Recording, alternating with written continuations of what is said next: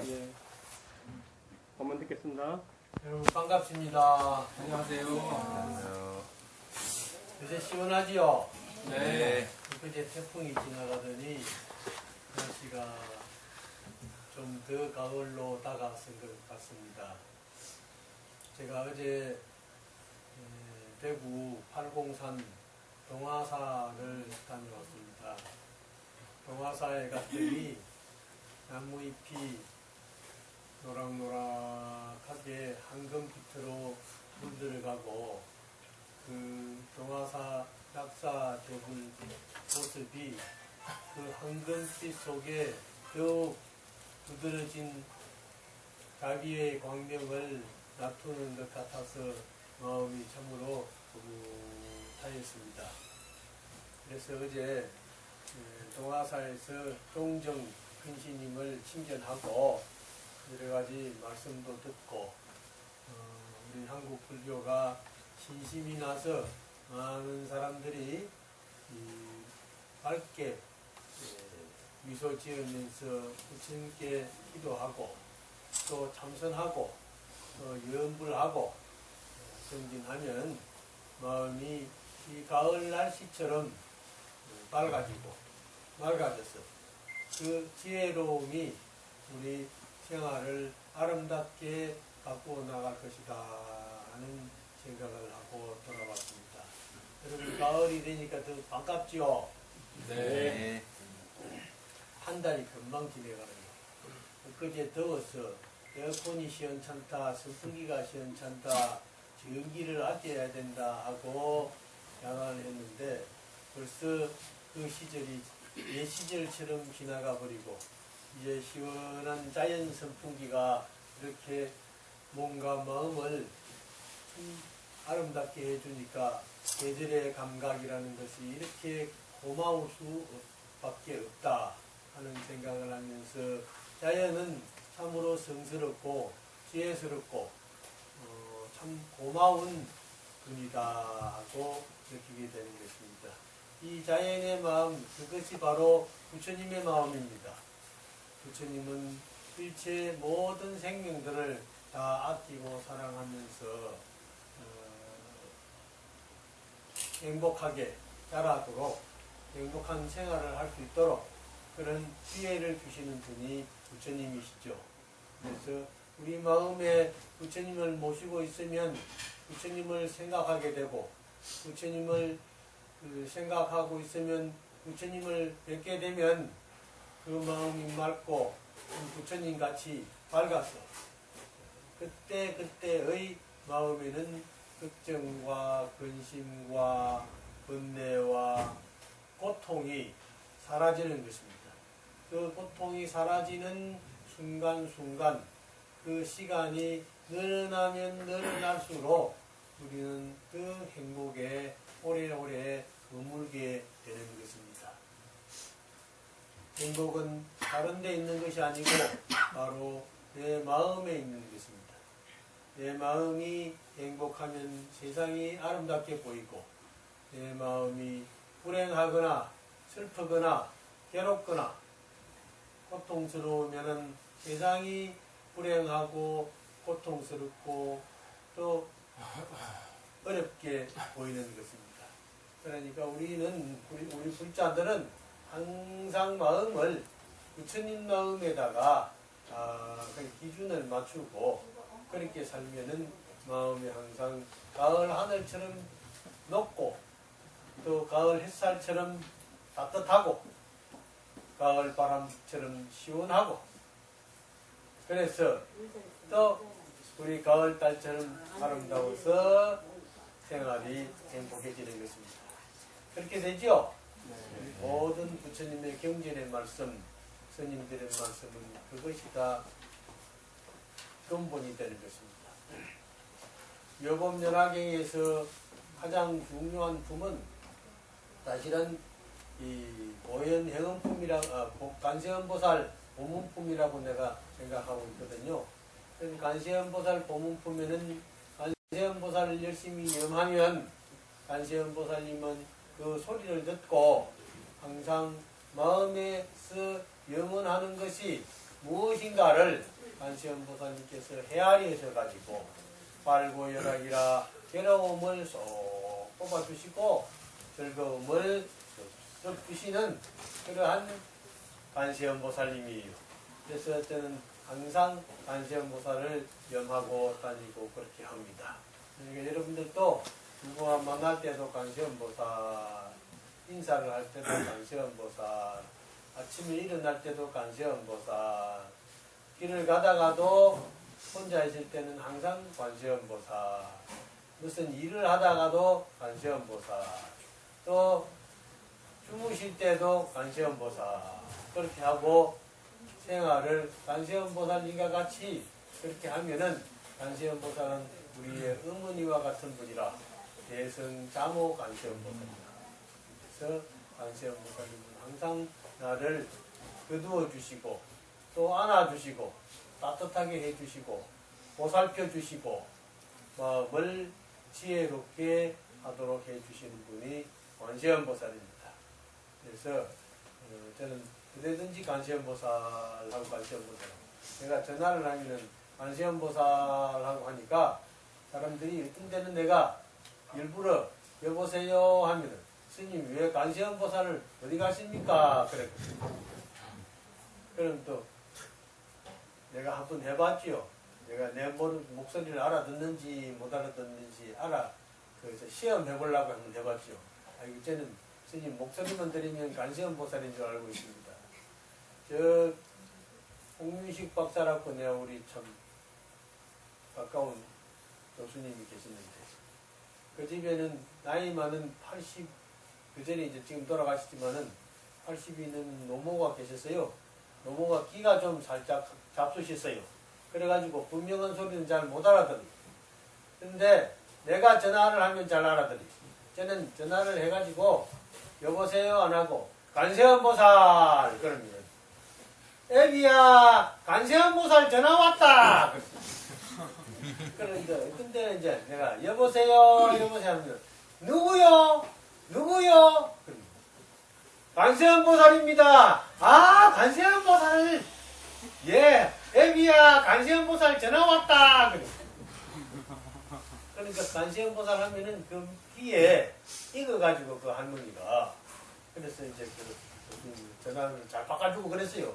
그래서 내 목소리를 제일 잘 알아듣는다고 그랬었는데 그건 누구의 덕택이나 내 목소리가 이뻐서도 아니고 내 목소리가 좋아서도 아니고 내 목소리가 잘나서도 아니고 관세음보살을 이름을 이렇게 염하고 소리로 내니까 관세음보살님의 그 원력을 빌어서 그게 그래서 이제 관세음보살이다 하고 알아듣기 쉽다. 그러면 관세음보살을 항상 부르면은 마음이 편안하고 그렇습니다. 그러니까 이제 요금연화경에도 보면은 비유품에 보면 우리가 원래 부처다, 원래 성불했다, 원래 지혜로운 것이다, 원래 행복의 요소를 가지고 있다 하는 것이 부처님이 항상 가르치시는 말씀인데 그런데 나는 오늘 고통스럽고 나는 오늘 몸도 아프고 또 걱정스럽고 어떤 사람이 또 나를 애도 미기고 그러는데 아이고 원래 그렇다면 편안해야 되는데 왜 고통스럽고 왜 저 사람이 나를 애를 미기고 왜 잠도 잘 안 오고 여러 가지 어려움이 이렇게 많으냐 하고 의심을 하게 된단 말이에요. 그렇겠죠? 여러분 그렇잖아요. 내 마음이 부처님과 같은 마음인데 왜 부처님과 같이 걱정도 없고 근심도 없고 고통도 없고 해야 되는데 나는 하는 일마다 잘 안 되고 이렇게 고통이 많으냐 하는 이제 의심을 하게 된다. 그런데 사실은 그것은 업 때문이라. 업이라는 것은 습관 때문이다. 습관이라는 것은 전생부터 익혀온 습관이 있어요. 그래서 지금 익히는 습관은 저 내일이나 모레나 후생에 또 나타나는 습관이야. 그러니까 전생부터 익혀온 습관이 잘못 익혀져 가지고 그게 거울에 먼지 끼이듯이 거울에 먼지가 이렇게 끼어 있으면요 대상이 분명히 잘 안 보입니다. 거울에 끼인 먼지를 잘 닦아내어 버리면 거울이 깨끗해집니다. 거울이 깨끗하면 깨끗할수록 보여지는 대상이 분명하게 드러나게 되는 것입니다. 우리의 마음은 마치 거울과 같아서 과거에 마음에 끼어있는 그 먼지가 세상을 판단할 수 있는 지혜를 가리고 있었어요. 그 가려진 상태에서 세상을 아무리 보려고 해도 먼지가 앞에 딱 가려져 가지고 그 가려진 먼지에 의해서 판단되니까 세상을 판단을 잘 못하게 되는 것입니다. 그래서 누가 전화를 해가지고 아이고 돈 좀 빌려주세요. 내가 급하게 꼭 쓸 일이 있는데 살만 빌려주면은 내가 참 이자를 듬뿍 붙여가지고 돌려드릴 테니까 살만 딱 빌려주세요. 그게 사실은 진실도 있겠지만은 대부분 보면은 잘못된 게 많거든요. 그런데 그걸 판단을 잘 못하는 거라. 이 사람이 진실로 살 뒤에는 불릴 수 있는 그런 게 있는지, 안 그러면 이 사람이 살 뒤에 준다 해놓고 거짓말하고 또 거짓말 할 수 있는 것인지 그걸 우리가 분별을 못합니다. 딱 판단이 안 씁니다. 부처님께서는 딱 판단하시는데 우리 마음에는 판단이 안 쓰는 거예요. 왜 그러느냐? 맑은 거울, 밝은 거울과 같이 먼지가 하나도 끼어있지 않는 상태에서 그 사람의 말을 딱 들으면 아, 저 사람이 거짓 말을 하는 것이다. 말은 진실된 말을 하는 것이다. 하고 딱 알아봐서 아이고 제가요 돈이 좀 어디 잠겨 가지고 오늘 못 빌려주겠습니다. 그럽니다. 그러면 따돌릴 수 있는데 그걸 잘 모른다. 그래가지고 조금 더 이자를 좀 듬뿍 많이 붙여가지고 준다니까 뭐 그게 뭐 욕심이 딱 생기가지고 그게 돈을 버뜩 빌려주는 거야. 빌려주면은 잘 지내도 안 갖다 주고 또 한 달 지내도 안 갖다 주고 석 달을 지내도 돌려주지 않고 그래가지고 막 뛰는 사람들이 손해를 보는 사람들이 많습니다. 요번에 동양증권이 사고가 났죠? 동양그룹 방송 들었죠? 네. 동양그룹에 돈 넣었던 사람들 그만 전부 다 이제 뛰게 됐습니다. 옛날에 대우증권 대우그룹이 사고가 나가지고 저 투자신탁 뭐 증권거래소 그런데 전부 대우 CD 저 또 뭐고 주식 그때는 샀던 사람들은 막 몽땅 다 망했습니다. 전부 여기다 휴지 조각이 되고 있습니다. 그런데 이번에 동양증권이 또 부도가 나고 동양그룹이 망하면서 동양그룹이 우리나라 재계 40매디랍니다. 아주 튼튼한 기업이래요. 그런데 그 경영자들이 방만하게 기업을 경영해가지고 너무 욕심을 부렸단 말이에요. 적당하게 돈을 벌려고 했으면 좋겠는데 돈벌이가 잘 되니까 막 뭉텅뭉텅 더 잘 벌려고 하다가 막 그게 돌려막고 하는 그 돈이 흐름이 제대로 돌아가지 않아가지고 딱 막혀버렸다. 그래가지고 막히니까 급하니까 CD를 갖다가 CD라는 게 내가 잘 몰랐는데 어디 내가 방송을 가만 들으니까요. 음을 발행하는 데는 은행의 보증을 가지고 발표하는 거예요. 그러니까 재고가 없으면은 그 발행이 안 되는 건데 CD라는 것은 재고가 없어도 그냥 대사체로서 발행을 할 수 있다요. 그게 이제 이자가 좀 비싸답니다. 그래서 그걸 발행을 많이 해가지고 그래서 하다가 돌림맞고 하다가 그게 막 이자에 이자를 주고 이자에 이자를 주고 또 돌림맞고 그러다가 보니까 막 눈덩이처럼 눈 쌓이는 것처럼 불어나가지고 그래가지고 그냥 불어나게 된 거네. 그래가지고 그거 산 사람들은 몽땅 망하게 됐답니다. 몽땅 망하게 됐다. 그래 대우 그때 망하는 것보다 더 손실이 크다고 그래요. 어제 방송을 내야 되니까. 이제 그게 왜 그러느냐? 주식 해가지고 이게 돈 벌기가 참 어렵답니다. 개인적으로. 그러니까 그게 하나의 도박이라 그것도 아마 보니까. 그러니까 돈이 있더라도 붙이 준다 해가지고 더 썩덥썩 빌려줘가지고 막 그래가지고 몽탕 손해보는 수가 많거든. 그러니까 그건 왜 그러느냐? 지혜가 짧아서 그런 거예요. 지혜 짧아. 지혜로운 사람은 딱 보고 아 이게 언제 망할 것인데 빌려주면 안 된다. 그 CD나 음을 사면 안 되겠다. 해가지고 딱 안 사버리는데 모르는 사람들은 좀 더 붙여준다니까 막 그게 헐거해가지고 마음이 그냥 유혹이 돼서 싹 들어가가지고 그걸 산다고. 사람은 몽탕 손해를 보게 됩니다. 그게 바로 우리가 어리석었어. 마음이 받지를 못했어.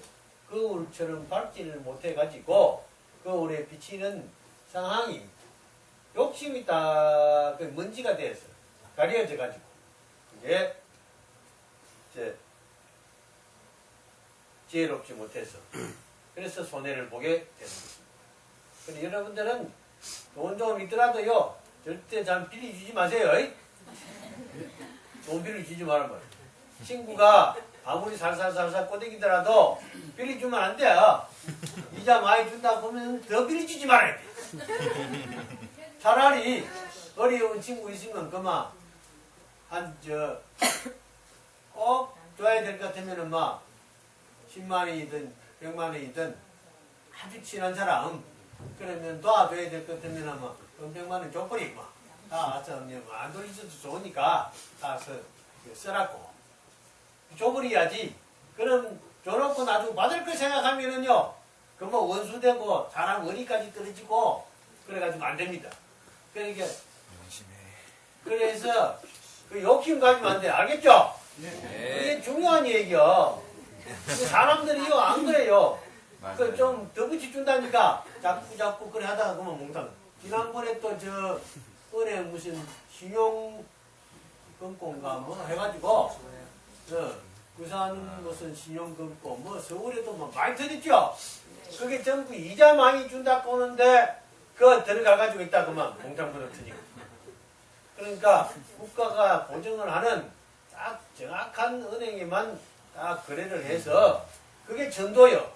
그게 전도. 그러니까 거기는 이자가 좀 적어요.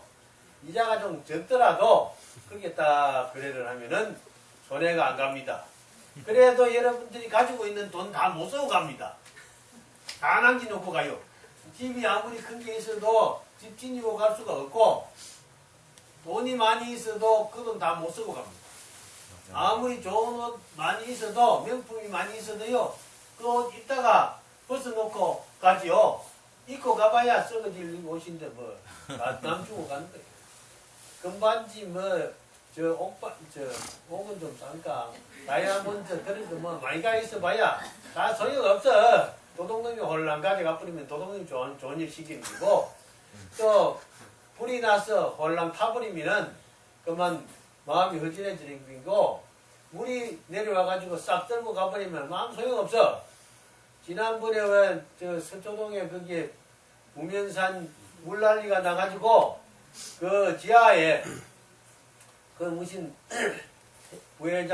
부사장 부인인가 좋은 그림 골동품 비싼 걸 그걸 갖다 지하에다가 딱 감춰놨는데 비가 많이 와가지고 물 들어갈까 싶어서 가지고 그 건지로 들어가가지고 막 골동품하고 다 같이 가버렸죠. 아이고. 뭐 재작년에 그랬겠네. 그만 가든지 마든지 그만 뛰쳐나와 보시면 지 목숨은 건지시킨데 그게 그만 아까워가지고 그 건지로 들어가다 그만 죽었단 말이야. 그게 골동품은 없어져도 자기 목숨만 살아주면은 사람들 마음은 좀 애하지만은 사람들은 슬퍼하지는 않을 거 아니에요. 그러니까 남편도 부인을 잃었으니까 슬프고 자식들도 어머니를 잃었으니까 슬프고 친구도 또 그 친한 친구를 잃었으니까 슬프고 다른 사람은 다 슬프게 해놓고 그 골동품 때문에 욕심 때문에 막 좀 뻘 속에 묻혀서 가버렸단 말이에요. 세상은 누가 그리 안 되리라는 생각을 할 수가 있겠습니까? 그러니까 차라리 그러면 골동품이 없었으면은 네? 그렇잖아요. 없었으면은 죽지나 않을 건데 괜히 그런 거 사모아가지고 욕심실에 사모아가지고 그래야만 그거 하고 뭐 갚았단 말이야. 그러니까 여러분들은 마음을 가볍게 생각해야 돼. 이 무진장신이 돌아가셨는데요. 오늘이 오제입니다. 오제인데 내가 초제, 이제, 삼제, 사제 초상을 다 치르고 제마다 참석을 했는데 오늘은 내가 스님 오늘은 저 강림사 연합복지원에 가서 나를 기다리는 사람이 있습니다. 스님은 조계사에서 그냥 계시고 오늘 가서 우리 장애우들과 같이 이런저런 얘기도 하고 짧은 시간이지만은 부처님 생각하면서 그렇게 좀 마음을 나누고 올 테니까 스님 오제에는 제가 참석을 못하겠습니다. 그러고 하십니다.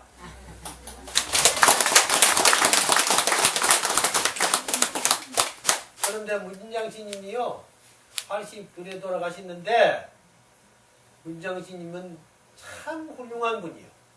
정말 훌륭한 분이요. 스님이 가시고 나서 통장도 없고요. 돈도 없어요.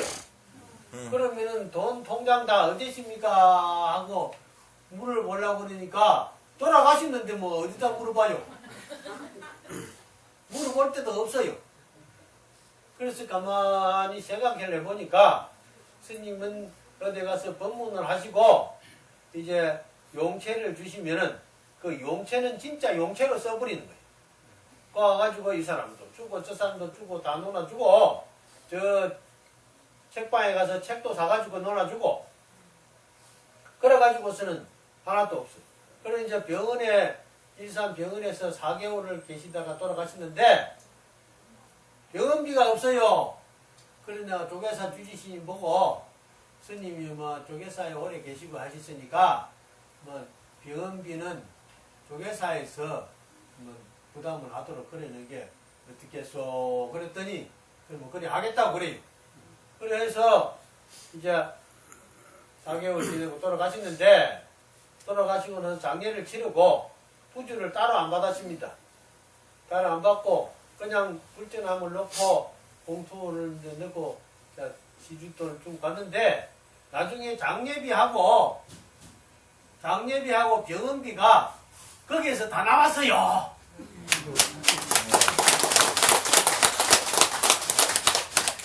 그러니까 마지막에 치료비도 다 받고 그래 돌아가셨습니다. 그러니까 돈이 있다고 해서 되는 것도 아니고 없다고 해서 되는 것도 아니고 다 없어도 그냥 잘 되죠. 끝에 어떤 저 텔레비인가 뉴스에 보니까 자기 모친인가 부친인가 영안실에다가 모셔놓고 부적도 받아가지고만 자식이 서있어 싹 까부터 가래. 아이고. 세상에 그런 일이 있어도 되겠습니까? 아니요. 자손들이 그래서는 안 됩니다. 부모를 잘 모시고 제사를 잘 모시고 그래야 복을 받는데 세상에 말이에요. 그래가 또 도망갔다가 잡히대요. 잡히는데 부주돈은 800만 원을 받아가지고 도망을 갔던데 올해 영안실에다가 오래 모시놓으니까 영안실 그게 사용료가 1,500만 원이 나왔다는 거예요. 아이고. 이걸 어쩌냐? 참 세상에 말이요. 그러니 우리가 참 얼마나 그 사람이 여러분 어리석은 사람입니까? 그 드는 돈 가지고 장례비 잘 치르고 제사 잘 모시고 해도 그 돈에서 남는데, 그쵸? 그 부줄돈에서 남았긴데 그 돈 가지고 욕심실이 도망가가지고 이제 감옥소에서 눈물을 흘리면서 잘못했다고 한들 무슨 소용이 있겠습니까? 그게 바로 다 어리석어서 그런 겁니다. 어리석어서. 부처님 경전에 어리석은 비유를 들어서 할 것이 아니라 우리가 현실적으로 우리 곁에서 나타나고 있는 이 사회의 현상이 어리석음을 깨우쳐주고 있습니다. 어리석음을 깨우쳐주고. 그래서 저는 문양스님을 형님같이 잘 모시고 문양스님 나를 아우같이 참 서로 아끼고 사랑하면서 오늘날까지 살아왔는데 문정심이 가지고 나니까 내 마음이 한편 거전하기도 하고 참 슬프기도 하고 그러지만은 문양신님께서 초파일 전에 가시려고 했는데 초파일 전에 가시면은 스님 여러 가지 참 초파일 조계사도 봐야 되고 법무사에도 장례를 치르자면 초파일 봐야 되는데 스님 돌아가시면 안 됩니다. 그러니까 좀 더 계시다가 가십시오. 그랬더니 그러면 말씀을 안 하시고 그럼 어떻게 해야 되느냐고 가만히 누워 계셔요. 그래서 제가 일산 병원으로 입원해야 됩니다. 그랬더니 병원에는 또 안 가신다고 그랬대요. 그렇든지 마든지 살짝 모시고 병원으로 갔죠. 가가지고 이게 다른 데가 아니고 이게 스님 방입니다. 그러니까 천장만 보고 계시니까 이래 벌써 아래 그 하반신은 마비가 되어가지고 걸어 다닐 수가 없어요. 그러니까 맨날 누워가 계세요. 천장만 이렇게 또 보고 계시니까 이게 뭐 당신 방인 줄 알고 생각합니다. 그래가지고 고향 이래 버셔가지고 밥 드리면은 밥 자시고 그래가 또 이래 누워가지고 그래 이제 제가 말씀을 드렸지. 스님 제가 선방에 한거 하러 가는데 한거 동안 돌아가시면 또 내가 와야 되고 다른 사람들도 또 공부하다가 나와야 되고 하니까 이양만 기다린 짐에 이양 기다린 짐에 해제하시고 그리고 그 전에 제가 우리 풍습상 듣기로는 우리가 옛말에 들어봤어요. 제가 초상달에 돌아가서 첫 상망이 보름이면은 자손이 좋다고 그런 얘기를 들었으니까 백두 지내고 바로 돌아가시면은 금음달에 돌아가시니까 뭐 상자도 별로 없고 하지만은 그러나 초상 치는 사람들이 별로 안 좋을 것 같고 하니 금음은 지내고 신을 금음 지내고 그렇잖아요. 백중 지내고 가면은 금음이니까 금음 초상이 되니까 그러니까 금음에 금음 그 해 돌아가시지 말고 초하루 상망하지 말고 초하루 지내고 초하루 날은 또 이제 전에 사람들이 많이 오고 기도도 하니까 초하루 지내고 8월 초 이튿날부터 여섯날 사이에 그때 딱 돌아가시면은 추석 전에 연결식 다 해서 다비식 해서 화장해서 딱 마치고 그러면 제일 좋겠습니다. 내가 해제하고 나와서 병원에 가서 말씀을 드렸어요. 그랬더니 그거 잘 지켜주셨어. 그래가지고 초다새 날 돌아가셨어. 초다새 날. 그래 왜 초하루 날은 또 내가 가서 또 다른 데 가서 법문도 해줘야 되잖아요. 그게 욕심이지만은 그러나 그래서 스님께서 8월 초 열째 날 9월 9일 날 돌아가셨거든요. 9월 9일 날. 그러니까 지난달에 내가 여기 와서 법문했죠. 네, 그 다음날 가시라고 그랬어. 법문하고 그 다음날 가셨잖아요. 맞다. 연기하시라고. 말씀하셨다 그때. 그때 와서 얘기했죠. 예. 예. 그래 그 다음날 딱 가셨어요. 내가 여기 법문하고 바로 일산 저 병원으로 갔습니다. 하니까 벌써 그때 이 식음을 전폐하시고 치료 주사도 끊고 호흡기 그것도 다 빼고 완전히 해방됐어요. 가실 날만 기다리고 있어. 그래서 내가 법문하고 바로 가가지고 스님! 그때까지 의식이 있어요. 가만히 맥을 짚어보니까 오늘은 넘기겠다 싶더라고요. 그래서 이제 저녁 먹고 그래 이제 돌아왔는데 다음날 새벽에 월요일날 새벽 3시 반에 4시 반에 다 운명하셨어요. 그러니까 월요일날 딱 돌아가셨다. 그러니까 아유 강림사 법회까지 보고 돌아가셨으니 얼마나 고맙습니까? 그러나 여기서 법회하고 가가지고 스님 옷 갈아입고 응? 옷 갈아입고 빨리 오세요 그랬습니다. 옷 갈아입고 빨리 오시라고요. 그랬더니 스님 아마 문양심이 옷 갈아입으러 가셨을 거예요. 옷 갈아입으러. 그럼 옷 갈아입고 오시면은 여생에는 더 법문을 잘하실 거란 말이에요. 문양심이요 조계사 계시면서 거지 옷을 입고 다녔어요. 6년 동안. 6년 동안 왜 거지 옷을 입고 다녔느냐. 우선 거지들하고 포교를 하자면은 거지들하고 같은 옷을 입어야 되고 같이 밥을 먹어야 되고 같은 생각을 해야 거지를 포교할 수 있다. 그게 얼마나 좋은 생각입니까? 여러분 생각해 보세요. 눈을 가리고 길에 나가보라고 그러면 보세요. 길 찾아갈 사람 몇 사람이나 되겠습니까? 눈을 가리고 길에 나가서 식당에 나가서 밥을 먹어보라고 그래요. 그래야 안 못 보는 사람의 그 심정을 알 수 있는 겁니다. 심정을. 길을 막고 소리를 들어봐라 이 말이에요. 소리가 들리는가? 내가 다른 사람의 고통을 알려면은요 그 고통을 느끼봐야 돼요.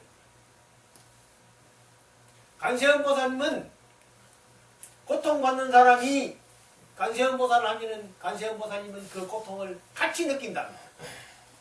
같이 느낀다.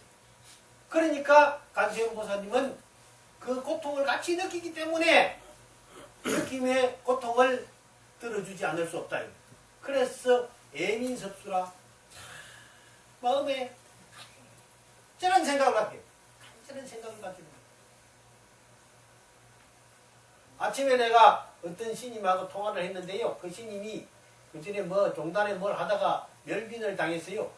그래가지고 근데 가면은 스님이 아니라고 스님은 스님인데 옷은 입었는데 멸빈을 당해가지고 성적이 없다고 해서 젊은 스님들이 여 성적도 없고 멸빈 당한 사람들이 여 왜 와서 좀 나가요. 그 소리를 여러 번 들었대요. 그 전에 스님 큰 스님으로 있을 때는 와가지고 아이고 스님 굽실굽실 대던 사람이 그래 됐다가 해가지고 그렇게 천대를 한다는 거예요. 그래서 스님 그게 전에 어떤 업이다 생각하고 항상 받아들이고 있어요. 그 사람은 스님이 받는 그 고통을 모릅니다. 스님이 그 받는 고통을 알 수 있는 사람이라면 스님과 친구가 되어줄 수 있고 스님과 덕분을 할 수 있습니다. 우리가 모든 대상과 더불어 할 수 있다는 것이 참으로 어려운 일입니다. 유치원 선생님을 잘하자면은 유치원 선생님이 유치원 어린이들 그 애들의 마음을 알아야 됩니다. 초등학교 선생님을 잘하자면은 초등학교 학생들의 마음을 잘 읽어서 알아야 됩니다. 대학 교수로서 교육을 잘하자면 대학생들이 무엇을 생각하고 있는가, 무엇을 좋아하는가 하는 것을 알아야 됩니다. 포교를 잘하자면은 포교를 하는 대상들이 어떤 대상인가, 그 중생이 무엇을 원하고 어떤 고통을 받고 있는가를 헤아리면서 살아야만, 그래야 그 방법에 의해서 포교를 해야만 포교가 되는 겁니다. 그런데 그것도 모르고 뭔 표를 합니까? 내가 포교 저 총무원에 가서 포교 원장 보고 눈 감고 한번 다니보소. 보이는가 안 되는가? 책을 말이요. 이걸 책을 눈으로 봤죠? 감고 한번 읽어봐요. 손가락으로 더듬어 봐요. 됩니까? 점자로 만들어줘야 알지. 그래 점자도 안 만들어주고 무슨 계층 포교하고 무슨 장애인 포교한다고. 장애인 무슨 당? 정법당?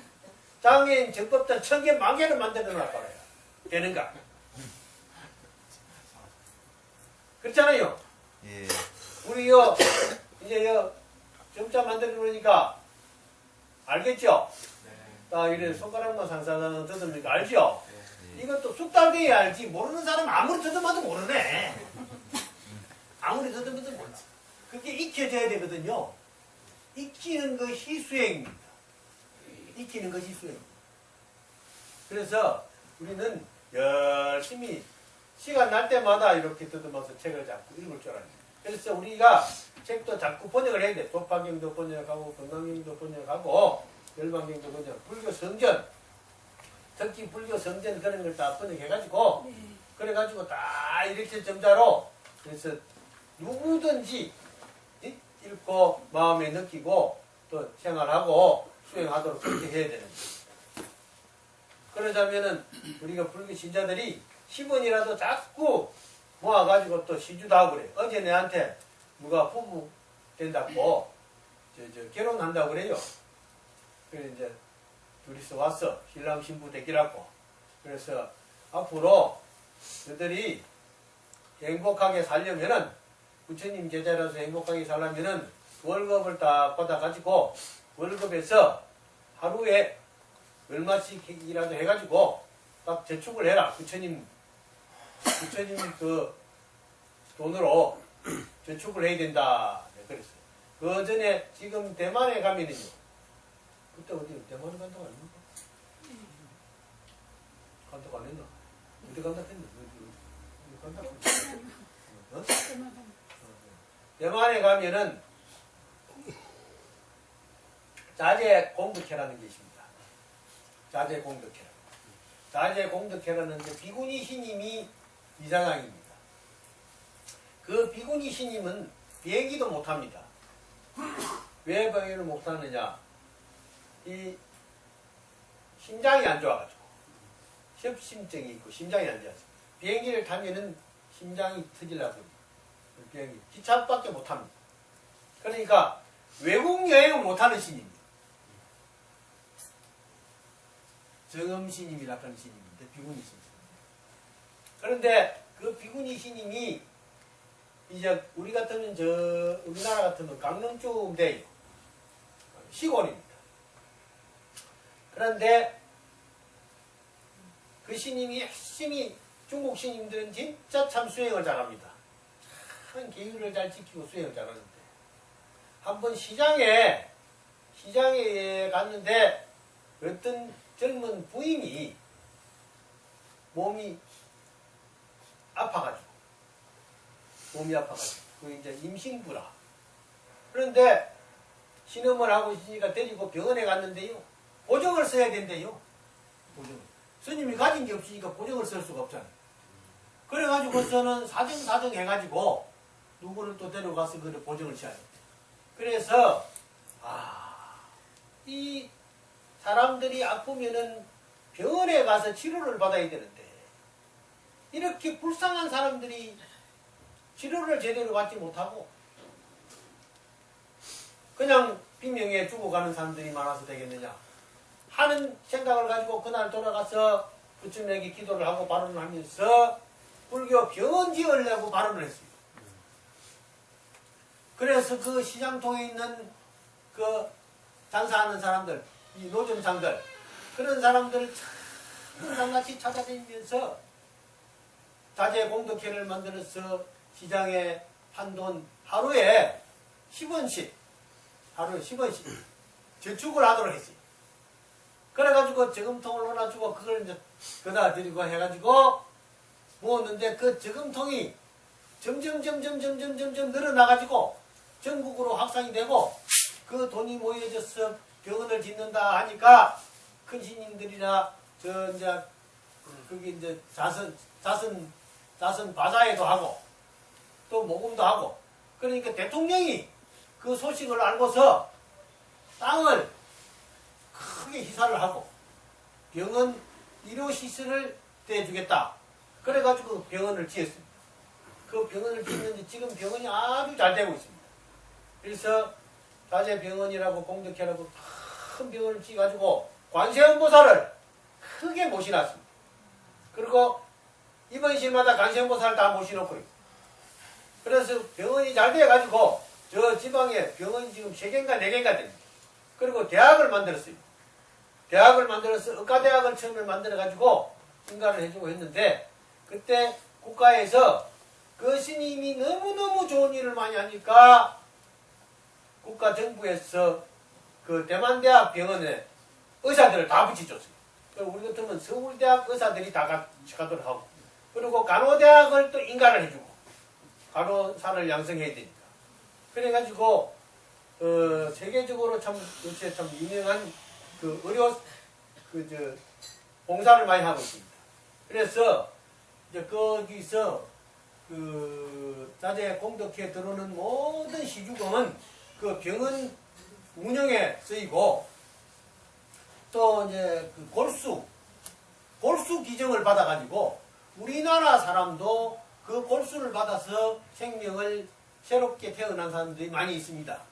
그리고 러시아나 아프리카, 저 남미 곳곳에 세계의 그 봉사단들이 나가가지고 세계 구조 사업을 하는 그런 큰 전 세계 그 복지단체가 되었습니다. 근데 그 병원에는 비구신님들은 전부 무료입니다. 비구신님들은 전부 무료입니다. 그런데 천주교 신부도 혼자 산다고 해서 신부 수녀도 오면은 무료로 해줍니다. 그러나 천주교는 병원이 많습니다. 병원이 많아가지고 자기네들 병원에 가지만은 만약에 이 자재 불교 병원에 오면은 전부 무료로 해주겠다. 그래서 전부 무료로 해주고 있습니다. 그런데 우리도 지금 그런 병원이 하나 생겨야 돼. 그래서 내가 동국대학교 교수를 하면서 이사장 총장님한테 스님들, 비구 스님들은 전부 무료로 합시다. 그러니까 아직까지 안 됐대요. 장사는. 그런데 고통을 받아보지 못한 사람들은 그 고통의 어려움을 모릅니다. 그렇죠. 그래서 내가 오늘 우리 문양스님한테 스님 날 기다리고 있는 사람이 있으니까 다녀오겠습니다 하고 왔습니다. 여러분들은 항상 관세음보살, 아까 내가 관세음보살 얘기했죠? 예. 관세음보살 열심히 염하시고 또 자꾸 관세음보살 하면은 마음이 지혜로워집니다. 그래서 마음이 지혜로워진 사람은 남한테 사기를 안 당하는 거예요. 해가지고 열심히 돈 벌어가지고 옆에서 사사사사사 그냥 하면은 좀 살짝 빌이 좋다고만 돈 주는 수가 있어요. 절대 빌려주지 마세요. 예. 대답이 괜찮다. 아유 빌려줄 거나 있으면 좀. 빌려줄 게 없네요. 아니 없어 그랬다. 아니 그래도 말이야. 내 쓸 거는 없어도 도둑놈가 할 거는 있대요. 안 믿고 살아야지. 이거 못 믿어. 이웃을 못 믿으면 어떻게 살아요? 친구도 못 믿고 이웃도 못 믿으면 어떻게 살아? 믿을 게 따로 있죠. 요즘은 친구도 없대요. 그러니까 잘 보고 네. 믿을 때는 주지만은 네. 안 믿을 때는 주지 마라 이 말이야. 네. 안 믿을 때는 주지 마라. 그거 안 믿지만 친구가 그게 이제 지혜로운 거예요. 네. 알겠죠? 예. 그래서 관세음보살 열심히 해서 항상 마음의 평화와 그 안정을 찾도록 그렇게 열심히 잘 기도해 주시기를 기도해서 우리가 함께 잘 살기를 희망하면서 오늘 본문 이만 끝내겠습니다. 감사합니다. 모두 일어나 주십시오.